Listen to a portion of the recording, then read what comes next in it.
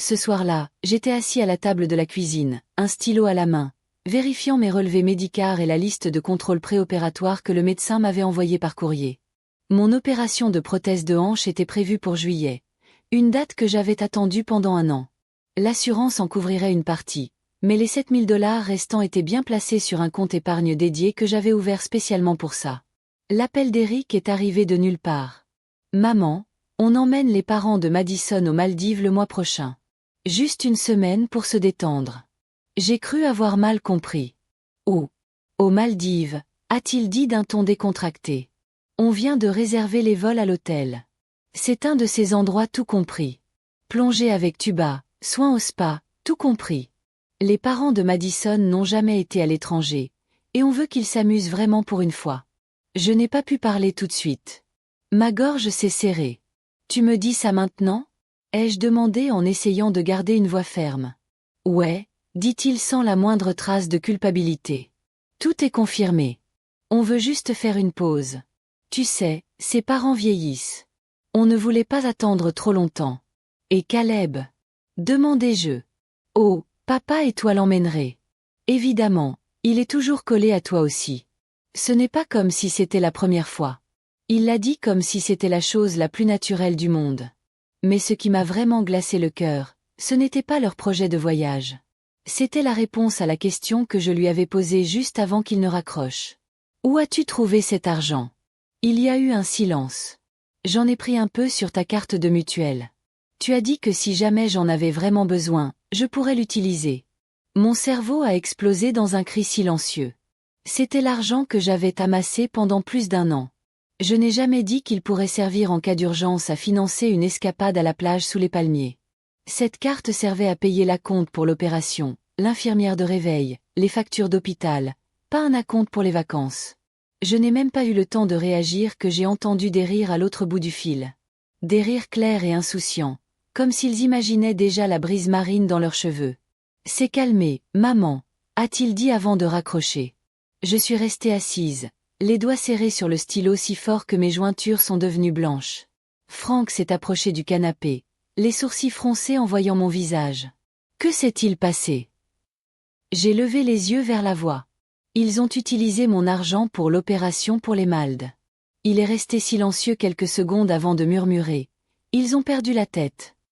Vendredi soir, Caleb s'est enfin endormi en pleurant.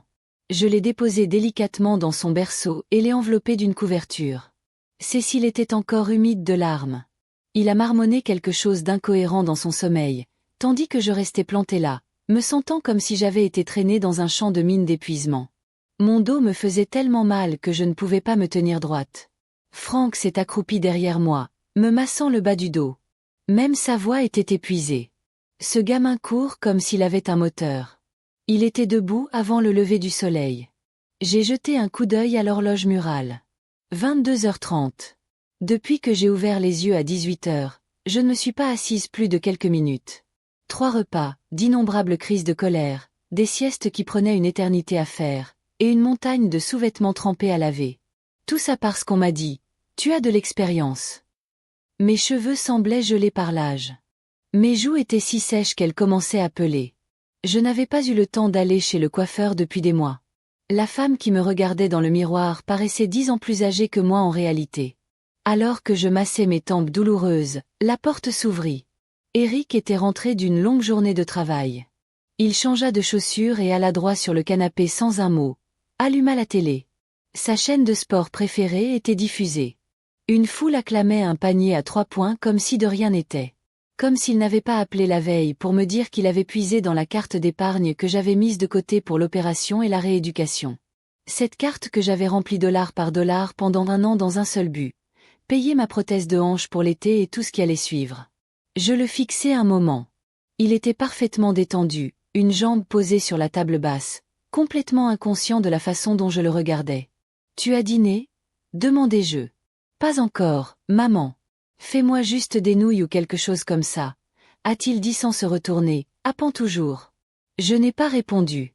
Je me suis levée et suis allée dans la cuisine. Frank m'a suivi, le visage tout aussi sombre. « Laisse-moi m'en occuper. Tu es crevé. Tu dois te lever tôt demain pour trouver une place à Caleb à l'aire de jeu. ai-je dit en l'arrêtant d'une main sur son bras, attrapant moi-même la casserole.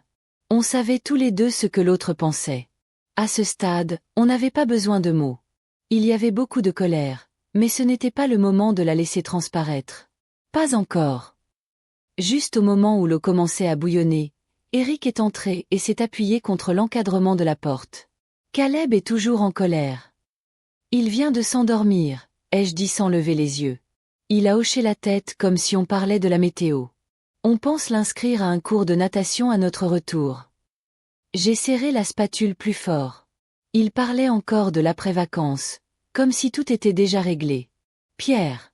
Franck était toujours dans la cuisine, les yeux plissés. Il m'a jeté un coup d'œil mais n'a rien dit. J'ai demandé, pourquoi n'as-tu pas organisé de garderie pour Caleb pendant ton absence? Il a haussé les épaules, souriant comme si c'était évident. On s'attendait à ce que vous vous occupiez de lui. Et franchement, les parents de Madison méritent vraiment de voir plus de monde. Ils ne sont jamais allés nulle part depuis leur retraite. J'ai eu un petit rire, froid comme l'acier. Et tu crois qu'on mériterait peut-être de voir le monde aussi? Il n'a pas répondu. Il a juste regardé son téléphone. L'air est devenu lourd comme aspiré hors de la pièce. J'ai repensé à la nuit où il avait appelé. Je n'avais pas fermé l'œil. J'ai juste fixé la facture sur ma table de chevet, qui indiquait « Devis pour chirurgie orthopédique » en haut. Il m'avait fallu 14 mois pour obtenir ce rendez-vous. Le médecin a dit que si je ne me faisais pas opérer et que je retombais, je risquais de ne plus jamais marcher seul. Je ne voulais pas mourir et je ne voulais pas passer le reste de ma vie à le faire. De ma vie dans un lit. Mais maintenant, cette bourse pour la chirurgie avait été troquée contre le soleil, les bungalows et la brise marine. Ma gorge se serra. J'avais l'impression qu'une brique était coincée dans ma poitrine. Mais pas une seule larme ne coula. « Maman, dépêche-toi de préparer le dîner, veux-tu ? » « Je meurs de faim, » cria-t-il. J'éteignis le feu, servis les nouilles et ne dis rien. Il retourna sur le canapé, mangea en regardant le match, avalant bruyamment comme si le monde était parfaitement en ordre. Sans un regard pour le silence qui s'étendait entre Franck et moi comme un nœud coulant. Cette nuit-là, Franck et moi étions allongés côte à côte dans la minuscule chambre d'amis chez Eric. Aucun de nous ne dormait. La pièce était petite et sombre. Les rideaux ne se fermaient jamais complètement, et en été, on se serait cru dans un sauna. En hiver, un garde-manger. L'air froid s'infiltrait toujours par le coin du mur, comme un être vivant essayant de ramper à l'intérieur de vos os. Nous avions quitté le Vermont pour aider Caleb et alléger leur charge. Et nous nous sommes retrouvés avec une pièce de la taille d'un placard, qui pouvait à peine contenir un lit, et encore moins deux. Franck se tourna sur le côté et murmura « Grace, laisse-moi celui-là. Surveille Caleb quelques jours. » Inutile de le mettre au milieu. Je fixais l'étroit rayon de lune qui filtrait à travers les stores, aussi fin qu'un ruban, se resserrant de plus en plus autour de ma poitrine. Franck, combien de temps allons-nous continuer à nous sacrifier? Tous les compromis que j'avais faits au fil des ans ont commencé à défiler dans ma tête comme un vieux film granuleux. Image par image, tous imprégnés de ressentiment.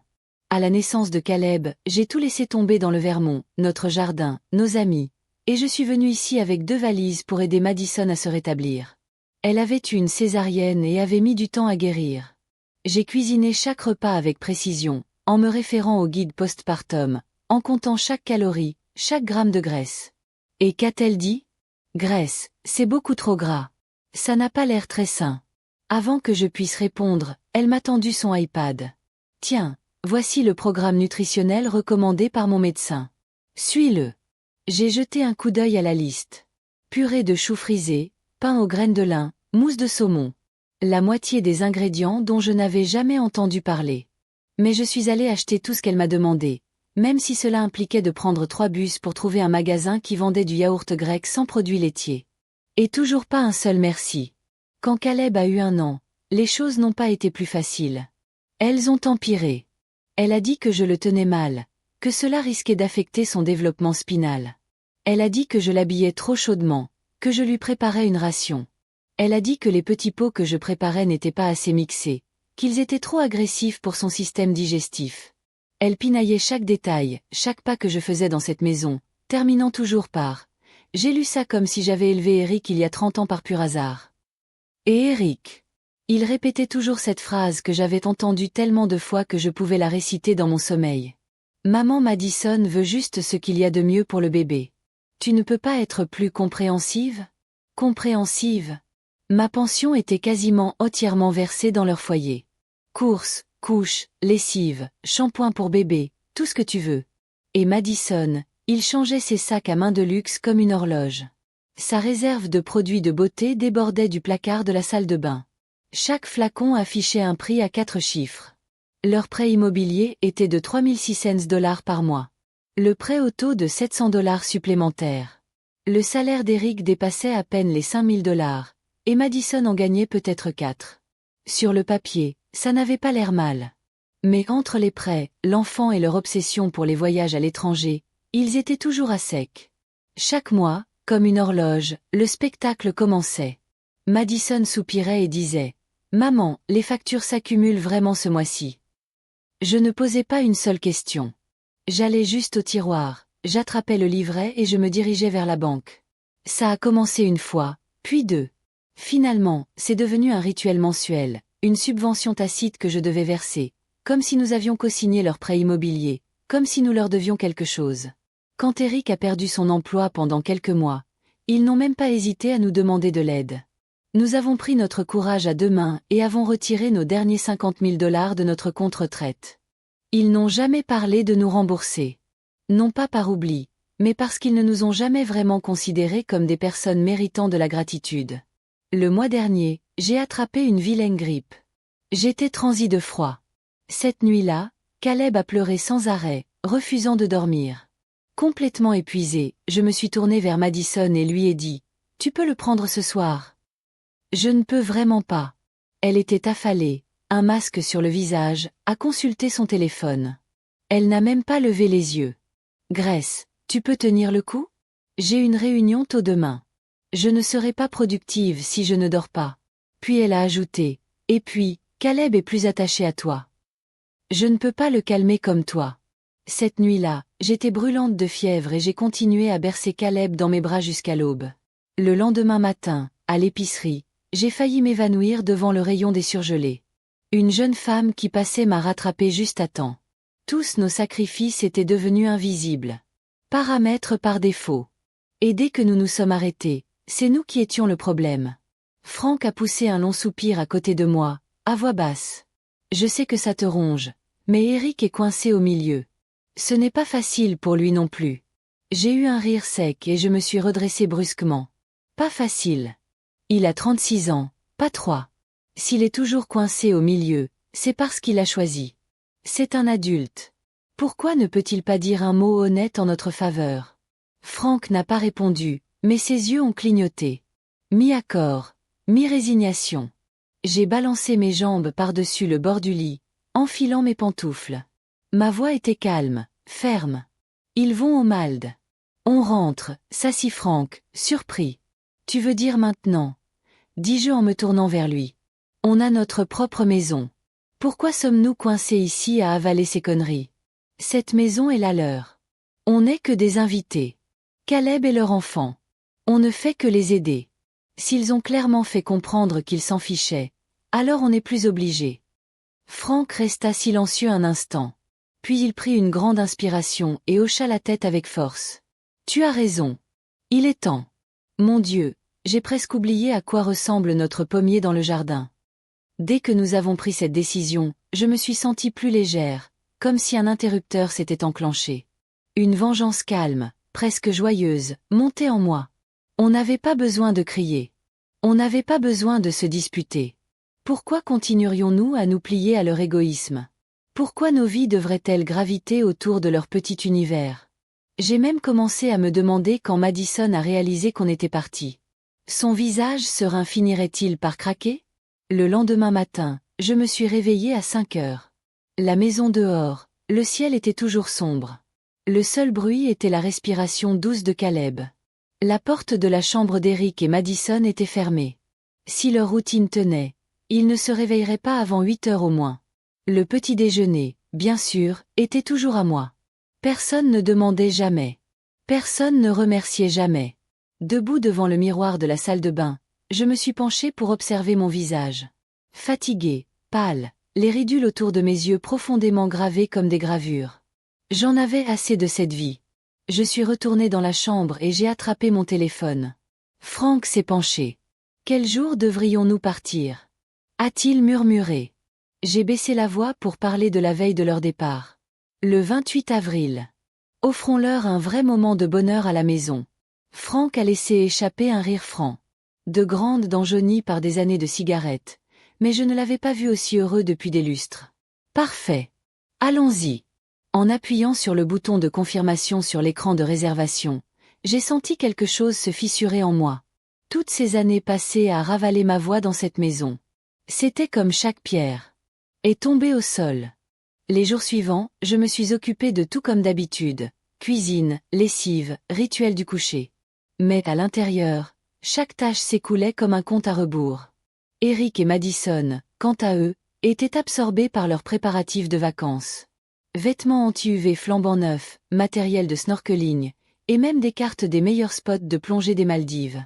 Ils étaient ivres d'impatience, complètement aveugles au changement d'air qui les entourait. Ils ont même eu l'audace de me rappeler « Maman, pendant notre absence, n'oublie pas d'arroser les plantes du balcon. » Et les vêtements de Caleb, ne les mélange pas avec les tiens à la machine. Sa peau est sensible.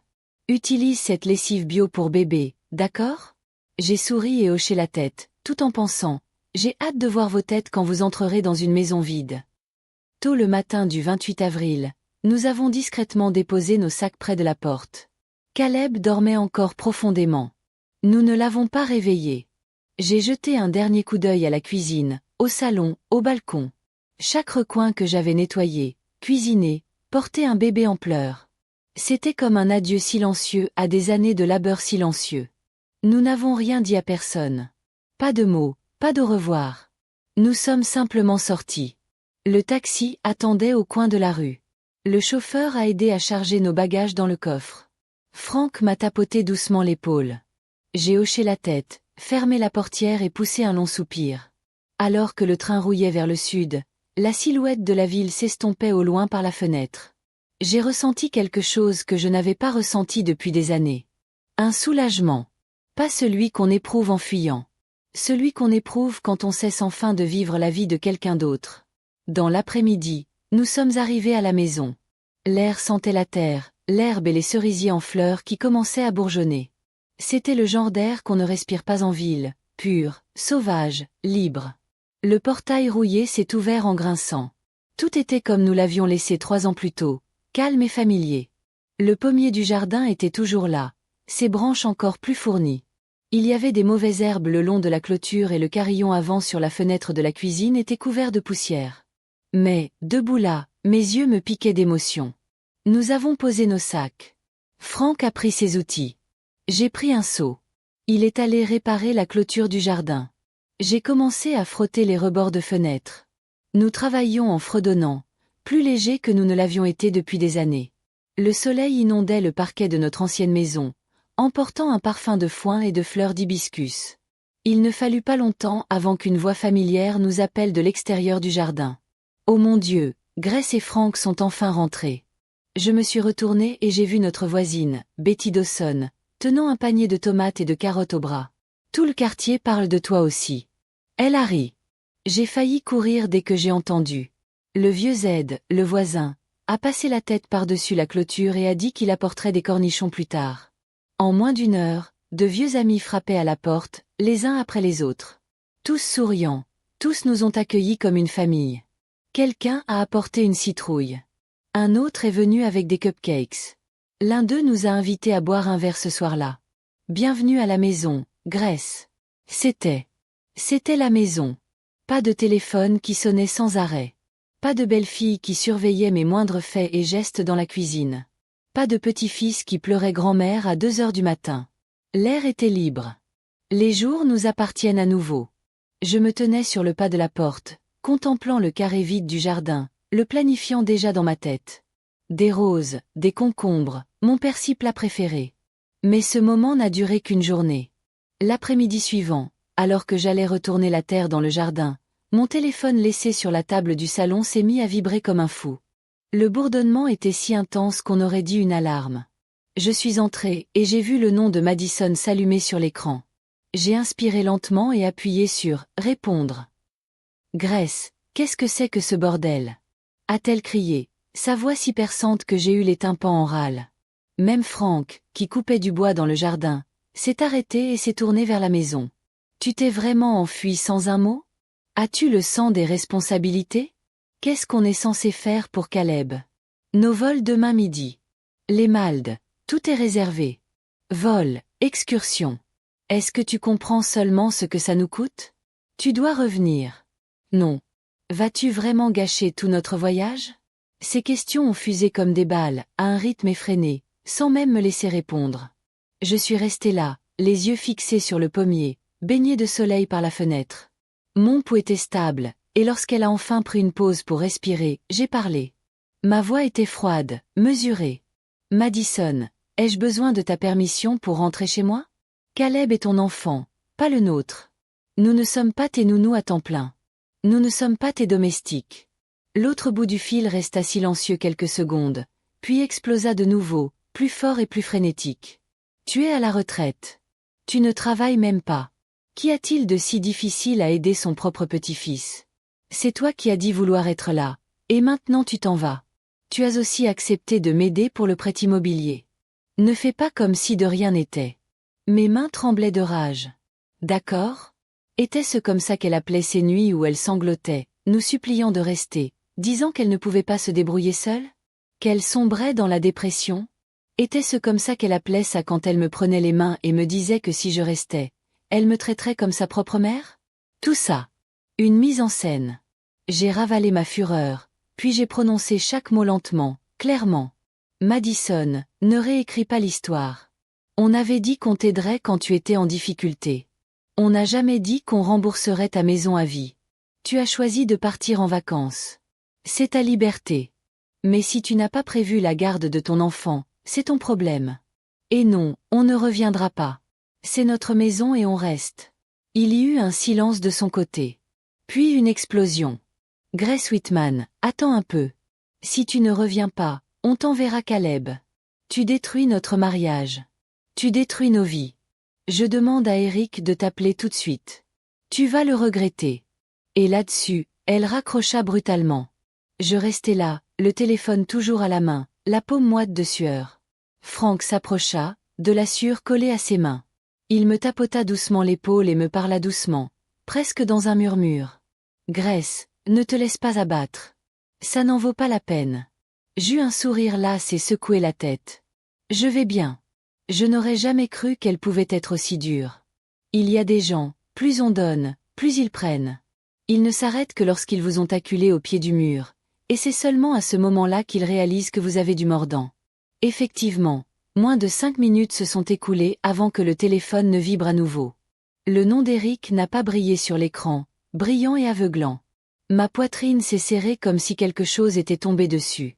J'ai répondu, en m'efforçant de garder une voix égale. Maman, il semblait plus épuisé que jamais. Madison, elle était juste contrariée. Ne le prends pas personnellement. C'était encore le même refrain. Elle a du caractère. Essaie juste de comprendre. On a déjà tout payé, les vols, l'hôtel.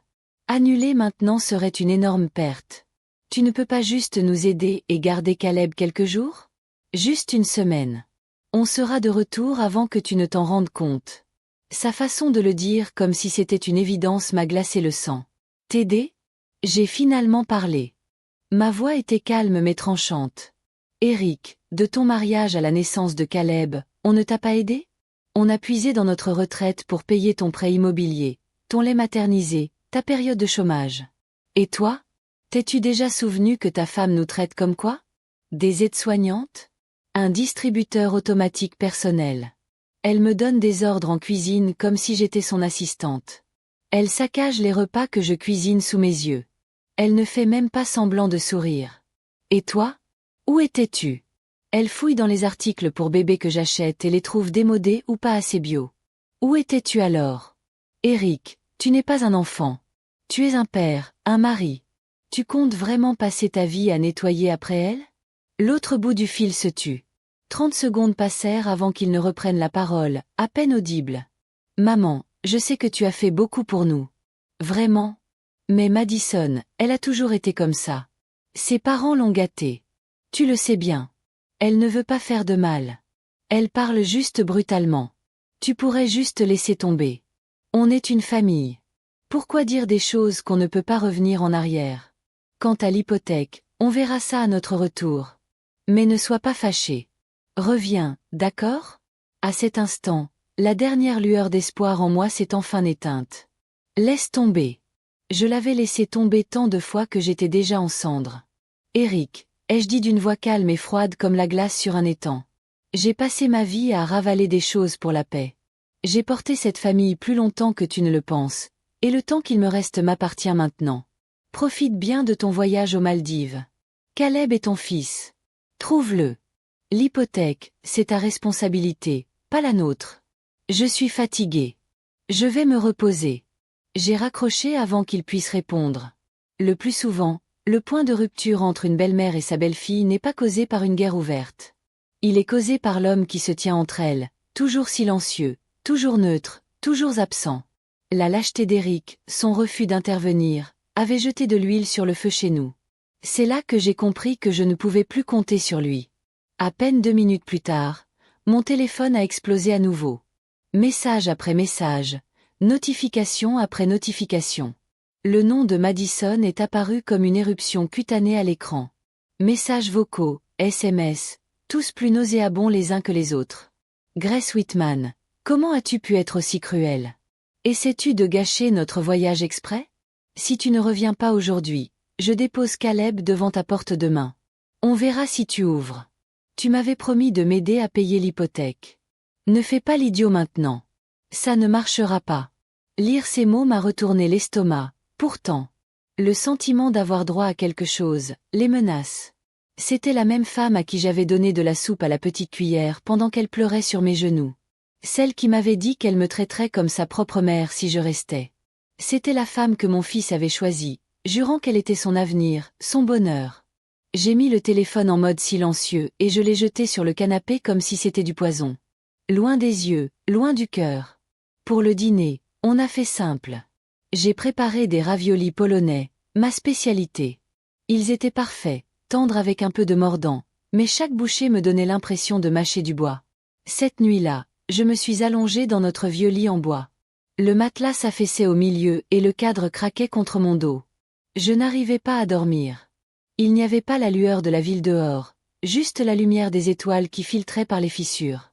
Mais plus la pièce était sombre, plus mes pensées s'illuminaient. Mon cerveau fouillait dans de vieux tiroirs de souvenirs, faisant ressortir chaque grief comme du linge miteux suspendu à l'air libre.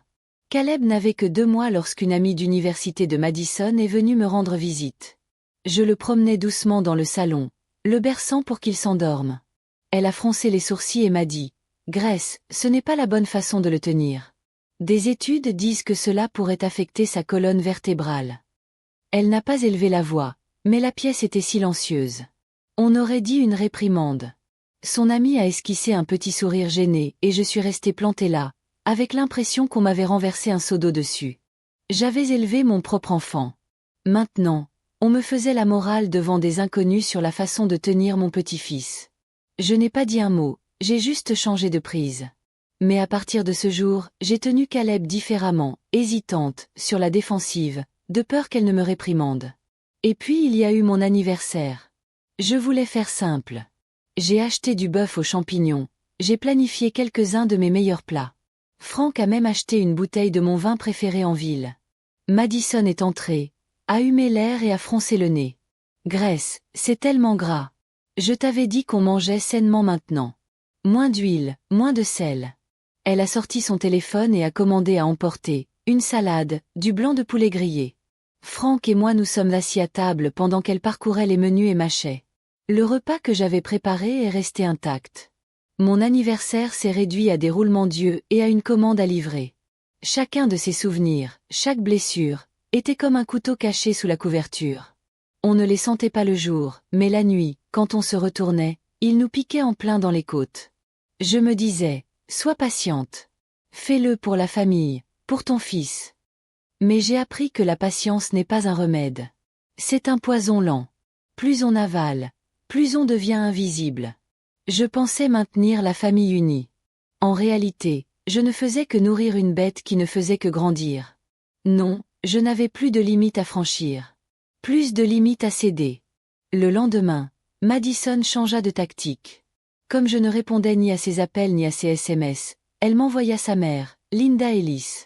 Elle se présentait comme une conseillère pédagogique à la retraite, ancienne proviseure adjointe d'un lycée public, et tout dans sa voix portait toujours un soupçon de supériorité.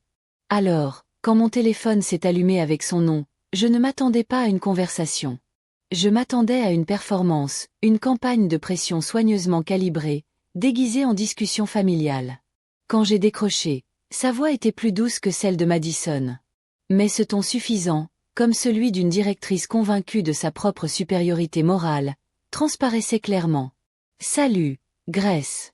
C'est Linda, la mère de Madison. » Un ton mesuré et agréable, mais chaque mot enveloppé d'un voile condescendant.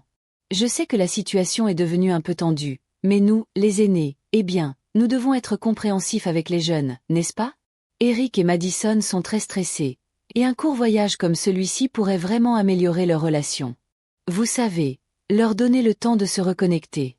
Je me suis appuyée contre la porte de la cuisine, l'écoutant raconter ses histoires, son entretien de mariage, et sa compréhension comme si c'était la parole d'évangile m'a presque fait rire. Compréhension? Où était cette compréhension quand ils ont réservé les vols et l'hôtel sans nous en parler une seule fois? Ce n'est pas nous qui les avons empêchés de partir.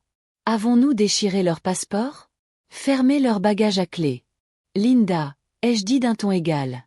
Nous ne nous sommes jamais opposés à leurs vacances. Nous comprenons l'importance du repos. Mais Caleb est leur enfant, pas le nôtre.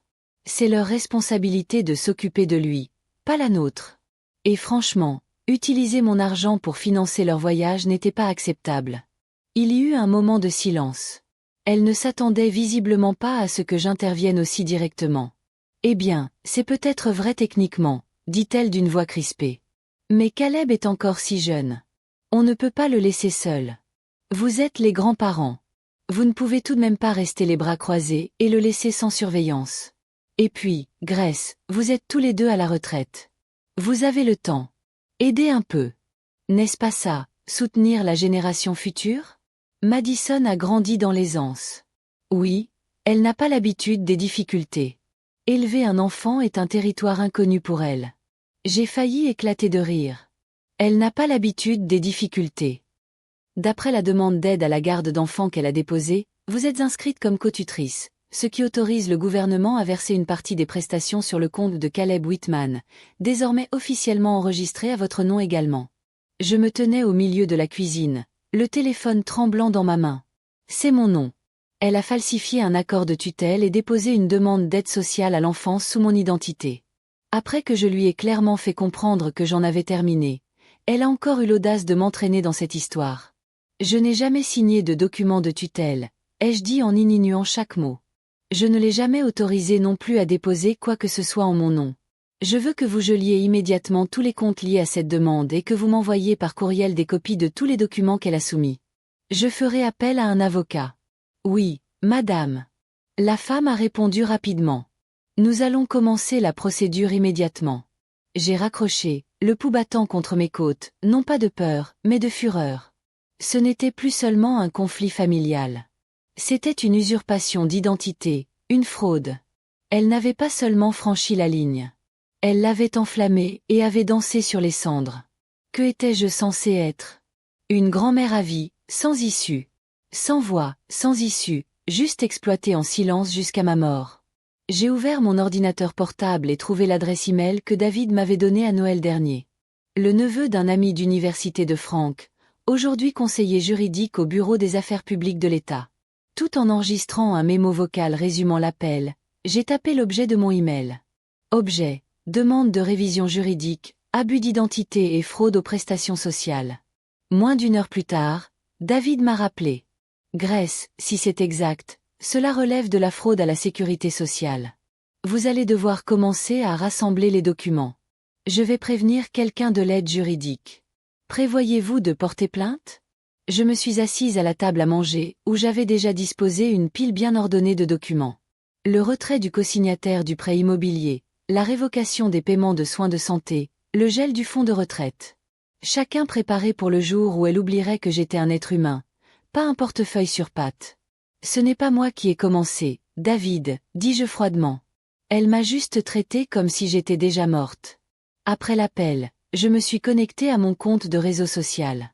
Juste au bon moment, voilà. Le coup de maître de Madison. Un long message anonyme, juste assez vague pour être légal, mais au ton venimeux. Je n'ai jamais vu quelqu'un d'aussi cruel. Ma belle-mère a tout lâché et s'est enfuie la veille de notre départ, abandonnant une enfant trop jeune pour comprendre pourquoi. Elle dit vouloir vivre pour elle-même. Mais a-t-elle jamais pris le temps de penser qu'à partir du jour où l'on devient mère, sa vie ne nous appartient plus? Les likes et les commentaires ont afflué comme des vagues. Certains étaient d'accord, d'autres se sont accumulés. L'un d'eux a même écrit « Qu'est-ce qui ne va pas avec cette génération de grands-parents ?» Je n'ai pas répondu.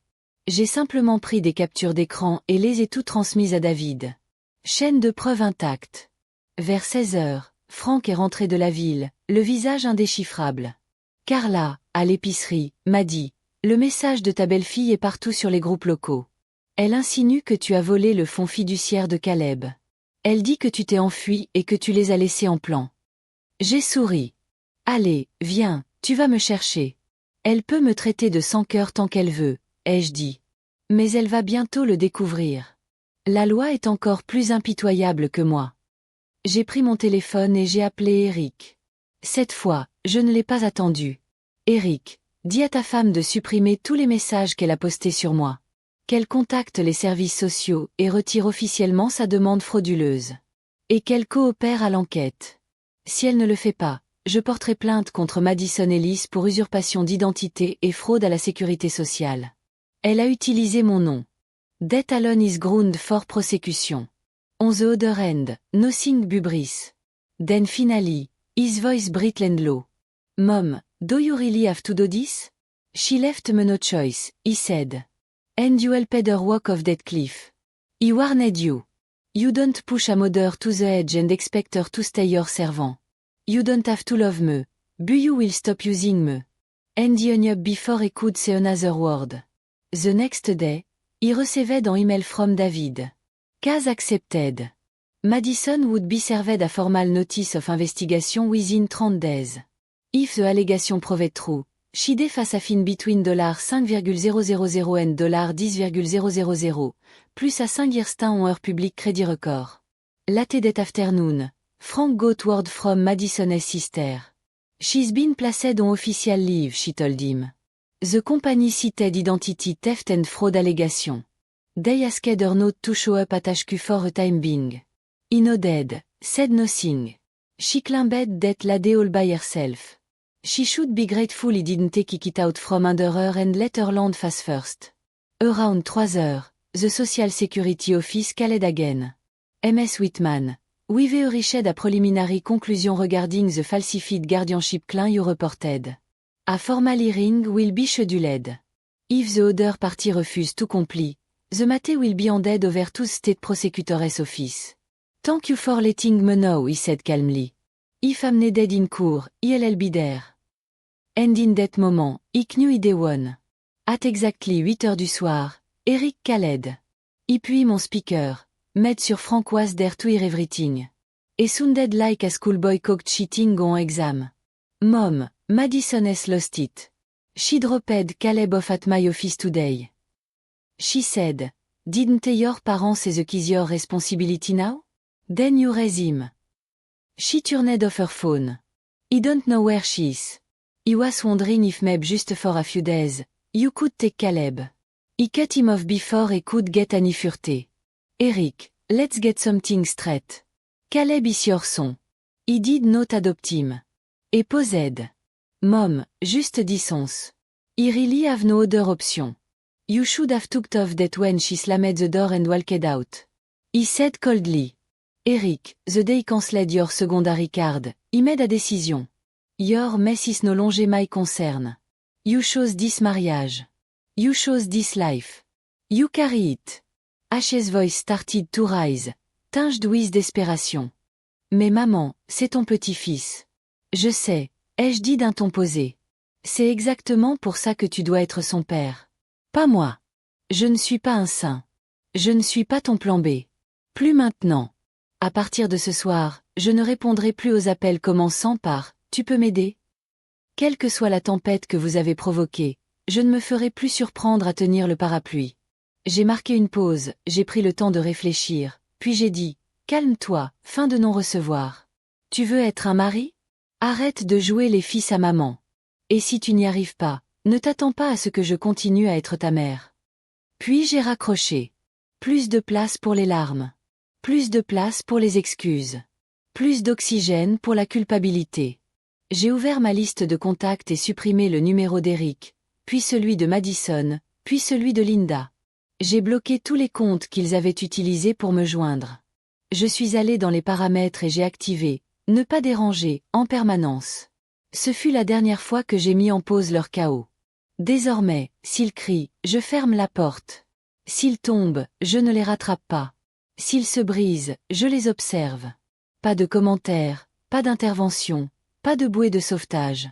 À partir d'aujourd'hui, quiconque ose utiliser sa famille comme une arme pour me lier à nouveau, je veillerai à ce qu'ils comprennent. Je ne suis pas ta mère. Je suis le jugement que tu n'as jamais vu venir. Fin de l'histoire.